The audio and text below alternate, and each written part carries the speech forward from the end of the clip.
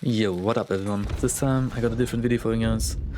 We are trying to teach you guys how to play aggressive with a shotgun. One small tip ahead of everything. The most important thing, if you want to be an aggressive shotgun player, you have to work on your secondaries. I'm going to show you guys some clips here, and you will see that in almost every clip with a shotgun, every team wipe, I usually at least use my pistol, if not get 1 or 2 kills with my pistol. It's just your bread and butter. Your secondaries, your quote-unquote enabler to get you into shotgun range. It doesn't have to be the uppercut, you can pick any secondary you want. Other recommendations from my side would be the officer, the Spitfire, but you can also play conversion FMJ, you can play the new army if you like to. Doesn't really matter, but find a pistol you like, work on it, and get confident with it.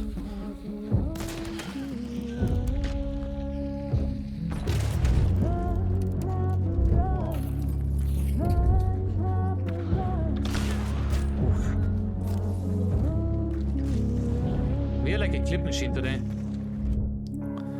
Alright, to explain like aggressive shotgun gameplay a little bit better, we're gonna look at the whole game now, or like a whole fight. A little bit of context here. I finished the boss in Stillwater, we're playing Slate and Uppercut. We're going over to the other bounty to get some PvP. I have scanned, I arrive at the lair. I'm doing a little overview, see what I'm dealing with here. We're seeing 5 orange dots. Somebody's in the basement, somebody's in the back of the compound. So I decide that I wanna fight the basement here, since it's much closer and it's much more shotgun-tageous, advantageous area. So we're going straight downstairs and start dealing with that team. The reason for that is pretty simple. The team behind the compound is like 50-60 meters outside of compound by the mounts towards Cyprus. That means I would have to fight them with my uppercut for the most part. At the same time, the team in the basement could at any time decide to come up, since they hear us fighting and third party. So, might as well just go downstairs. At the same time, why did I want to push the boss lair? I see that the banishment is very close to finishing, that means it's quite likely that they're gonna be tempted to pick up that bounty. Meaning, if I'm in the lair and I might be able to, like, you know, kill someone or punish them for being greedy, that would be ideal. And like you can see here, it worked out quite well.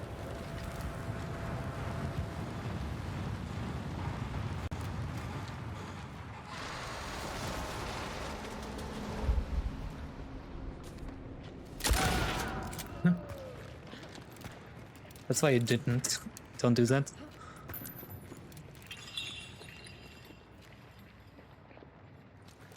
Little trick here, you know, choke bombs are a great tool not only for putting out your teammates while they're burning, but also to force people out of position or to block entrances. People really don't want to run through a choke bomb.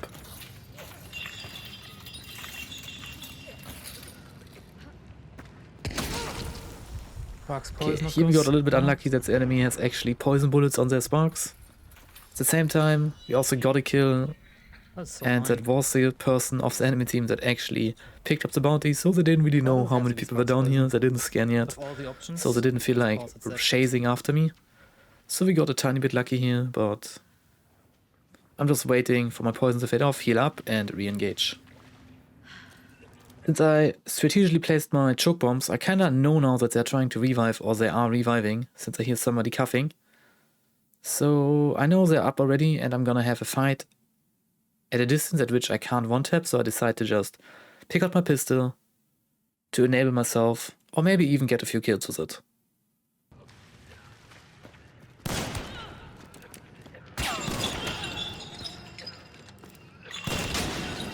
This worked out quite well. We got 2 kills with the uppercut. Now we're in a 1v1 against the last person remaining of the boss lair team. I instantly go for the second bounty here, just so I get more information. In those situations, like, information is key. Like, it helps you so much, you have to like, kind of plan ahead who to fight at what time. Like you see right here, even though I was fighting the boss lair team, in scan I see that the last guy of the downstairs team, let's just call it that, is kind of playing passive, kind of like scared of me. But that one person of the upstairs team is quite close to the entrance here, so I'm just gonna like swap my target real quick and try to get a pick on the upstairs team.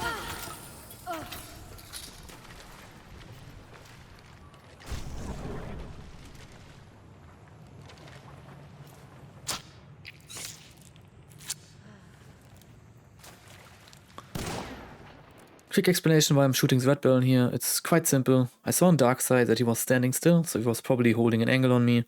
Shooting the red baron will make him move, so he has to give up his advantageous angle, which creates an opening for me to like apply some aggression.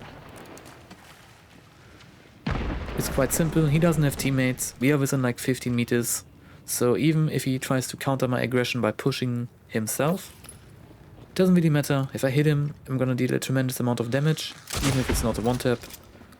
I'm gonna aim punch him as well, so we can just shoot again afterwards and finish him. Now that the downstairs team is completely wiped, I only have to worry about the upstairs team. We already killed one of them, but like you can hear, they were about to revive, or they already have revived, so I'm trying to like get a re-kill, ideally. Oh my god. Sadly that doesn't happen, because they poison me off so much that I can't really push without dying. So we fall back here and reset. So much poison. I'm gonna grab the Dolch. I think actually we shouldn't. I'm gonna grab it.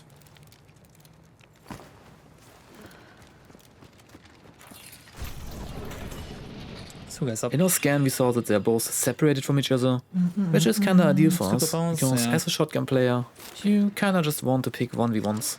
We got pretty lucky here, we looted an antidote, which kinda ruins the whole strategy, not gonna lie. Wait a second. And like we saw on the dark side, they're both separate from each other, so I'm just gonna decide to like push through the poison clouds here and catch the guy with the hand crossbow off guard. In general, like, when you play shotgun aggressively, you always have to like make fast decisions and always try to like pick on the quote-unquote easy prey. Like if somebody is isolated from the team and you know he is and he's close to you, it's definitely worth it to just take the risk, because in close quarter combat you have the advantage when you play shotgun. So try to abuse it. Got him with the antidote, man. Berthier. Okay, this time we got a different scenario. I am sieging the boss lair. The whole bounty team is inside the lair. I already figured that one out. I'll try to show you guys how to like use your shotgun to like breach a lair. You know how to put yourself in a position to abuse shotgun range without risking too much at the same time. Here I'm just trying to get a peek with my uppercut. Still holding that? It's not really worth it to peek that metal slider really close, because they have like a much better angle from the inside. Nope. So I'd rather just, you know, take the little bit less risky approach and try to get a pick with the uppercut. Sadly, I don't see anyone peeking, so we move on. Oh, it looks like Concertina there. Just for a little bit of context here, like while I was trying to siege this layer, I heard a team fight happening in really prison, unpleasant. which is just one compound away, so I'm kind of sitting on a timer here. I have to make something happen, the other teams are gonna show up. because otherwise I'm gonna be the idiot outside, pinched between two teams, and that is kinda not the fight I'm looking for here. I'm gonna try So Thompson. we are going a little bit more risky and basically force It's a a play. bit risky, but I think it's the best way to like siege that. And again, Such a situation. like in the last clip, I'm using choke bombs to kind of push my enemy into an area of the boss lair where I want them to be. Hello? Climbing on top of the roof as a shotgun maybe seems silly, but hear me out. Like I said, I need to make a play happen here, I need to force a play, and me going on top of the roof, it's the easiest way for me to get into shotgun range while not pushing an angle that is probably being held by another shotgun.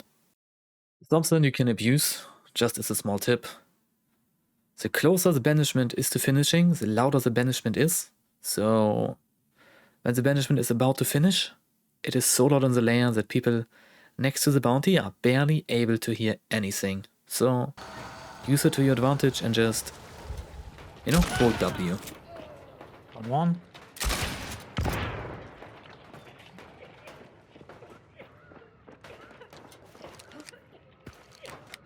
Again, I'm using a choke bomb to eliminate an angle that I don't want to fight right now. It's, like I said, a very good tool. I now got shot by a silencer. Classic.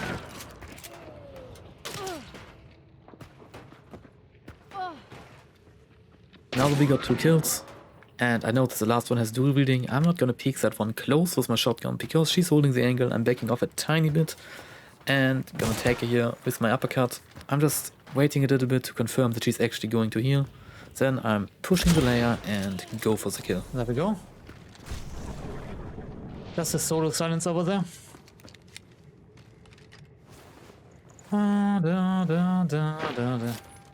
Hey. Alright, this clip will be a little bit different. This one will be mostly concentrating on showing you guys why it's so important to have solid secondary pistol gameplay. Guess those are the ducks. Because sometimes there will be situations when you play shotgun and you simply cannot get into shotgun range. For those situations, you need a very reliable secondary There are people here. that you feel comfortable playing with. Okay.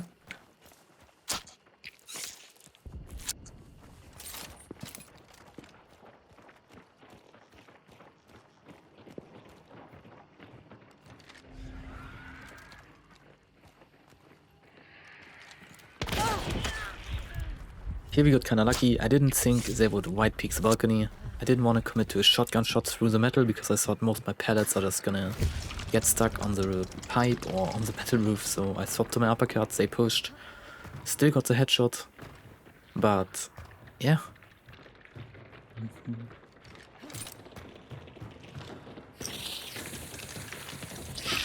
Pretty simple here. I'm gonna try to apply pressure by killing the boss with my sticky bomb here. I hear them in the mud and in the other building, so I know where they are. There are 2 things that could happen here. If I sticky bomb the boss, they're either gonna push me, so they're gonna push into my shotgun range, which is perfect. And if they don't, I kill the boss and have a layer to play from, so either way, that works for me. They decided to not push me, so I wanna apply even more pressure, so I'm gonna burn their teammate. Pretty simple, I need them to come towards me, since I have a shotgun. Running across would just be suicide. Never heard of that meaning, So yeah. sometimes you gotta be smart. That You was know, a nice we wanna headshot, play right? aggressive, but we wanna be smart about it.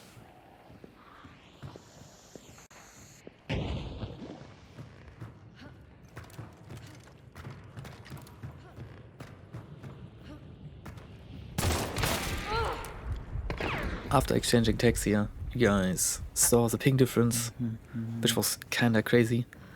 So I hear someone push, and I decide to hold the angle with my uppercut to at least get a tag in, maybe go for a headshot. This time we get the headshot, which is perfect. Loser, man. But yeah, now we're in a 1v1. I'm starting the fight off with my uppercut, trying to kill the Zonkui always with the headshot, Too but easy. if we get a tag here, I'm gonna push across the bridge. We got the Too headshot, so easy. we didn't have to, but I think this was a good example for We all use these, and I think why that it is is the deal for important to something. have like a very solid secondary. So we get, like, Doesn't the- have the to be the double leg uppercut, like I combo. said already. But having a good secondary is basically the most important thing if you want to be an aggressive shotgun player. Who needs a Hope shotgun this when you kind of just have an guide uppercut, right? commentary video helps you a little bit with the gameplay. Thank you for watching and